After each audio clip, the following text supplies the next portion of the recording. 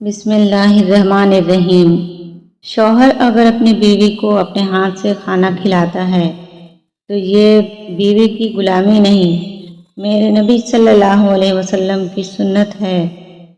مردانگی کی بہترین سطح یہ ہے کہ مرد کی وجہ سے عورت کی آنکھ میں آنسو نہ آئے۔ گھر میں عورت کا ذہنی سکون بہت ضروری ہے، کیونکہ عورت صرف بچے نہیں پالتی بلکہ پوری ایک نسل کی پرورش کرتی ہے۔ شوہر یا بیوی کا ایک دوسرے کو توجہ اور وقت نہ دینا رشتے میں کمزوری پیدا کرتا ہے۔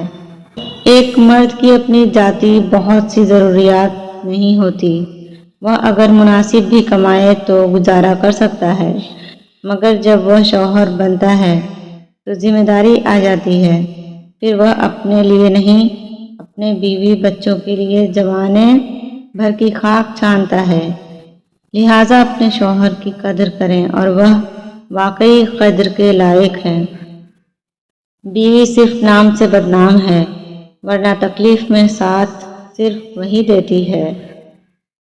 ہمسفر اگر بلا وجہ ناراض ہونے لگ جائے تو سمجھ جائیں کہ وہ اداس ہے، اسے آپ کی محبت کی ضرورت ہے۔ لڑنے کی بجائے پیار اور مذاق کر کے منانا سمجھداری کی نشانی ہے۔ باپ کے بعد شوہر اللہ کی جانب سے عورت کے لیے چنا گیا مضبوط ترین سہارا ہے۔ حضرت معاویہ قشیری رضی اللہ عنہ نے عرض کیا، اے اللہ کے رسول، ہماری بیویوں کا ہم پر کیا حق ہے؟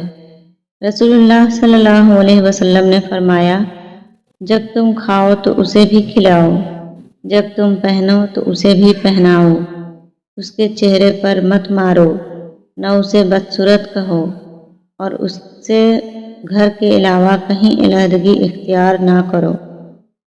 جو آدمی اپنی بیوی کی عزت اپنے خاندان میں نہ کروا سکے وہ آدمی بیکار ہے، کیونکہ بیوی کو روٹی گھر پیار محبت کے علاوہ عزت بھی چاہیے۔ بیویاں جوانی میں مالکن، ادھیڑ عمر میں دوست اور بوڑھی عمر میں نرسوں کا کردار ادا کرتی ہیں۔ شرعاً عورت کو حق حاصل ہے کہ شوہر کے ماں باپ سے علیحدہ رہے، اور اگر وہ اپنے جائز حق کا مطالبہ کرے گی تو شوہر پر اس کے حق کا ادا کرنا واجب ہوگا، اور واجب کا چھوڑنا گناہ ہے، اور گناہ میں کسی کی اطاعت نہیں، چاہے ماں باپ ہوں۔ بیوی اپنے خاوند کی غربت، بدصورتی اور مصروفیات پر تو صبر کر سکتی ہے، مگر وہ اپنے خاوند کی بد اخلاقی برداشت نہیں کر سکتی۔ بیوی اپنے شوہر کے معاملے میں بہت حساس ہوتی ہے، اپنے خاوند کی ذرا ذرا سی توجہ پا کر بہت خوش ہوتی ہے۔ بیویاں دو قسم کی ہوتی ہیں، پہلا وہ جو کہنا مانے، خوش رہیں اور میاں کا خیال رکھیں، دوسری وہ جو سب کے پاس ہوتی ہے۔ عورت کیسی ہونی چاہیے یہ ہر مرد کہہ سکتا ہے، مگر کیا وہ مرد جانتا ہے کہ مرد کو کیسا ہونا چاہیے؟